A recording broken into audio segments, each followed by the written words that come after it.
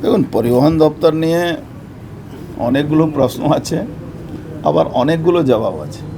কিন্তু প্রথম দিন আজকে ঘোষণা হয়েছে, ডিপার্টমেন্ট দেওয়া হয়েছে, আজকে প্রথমে এসে চার্জ নিয়েছে। এখন আপনাদের যাওয়ার পরে অধিকারীদের সঙ্গে বসে কথা বলবো। এমনি পরিবহন দপ্তরের ব্যাপারে এই বিগত সরকার যা করে গেছে, মানুষের অনেক বিরূপ প্রতিক্রিয়া আছে। বামফ্রন্ট থেকে তৃণমূল অবধি প্রতিক্রিয়া ভালো নয়। রাস্তায় বাস নেই, এইগুলো সমস্যাটা অধিকারীরা বলতে পারবেন। আমি আজকে বসবো, তারপরে আপডেট করব।